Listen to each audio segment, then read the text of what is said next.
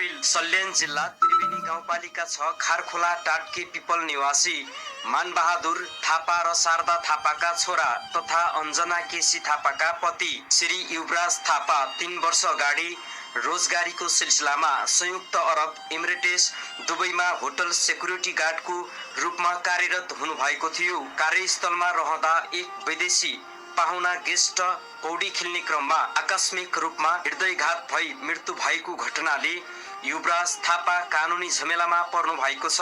त्यहाँको अदालतले उहाँलाई दोषी ठहर गरी 2 लाख दिराम नेपाली रुपैयाँ करिब 75 लाख ब्लड मनी तिर्नुपर्ने निर्णय गरेको छ। साथै 1 महिनाको जेल सजाय तोकिएको छ।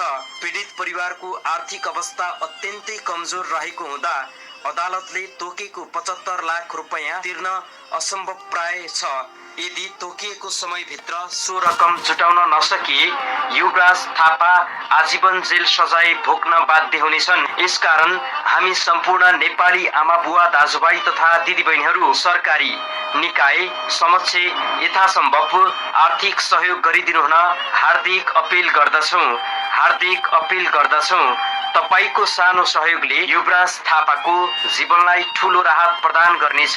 यस घटनाबारे युए दुबईबाट मेघराज अधिकारीले जानकारी गराउनु भएको छ र उहाँले केही रकम संकलन गर्दै हुनुहुन्छ।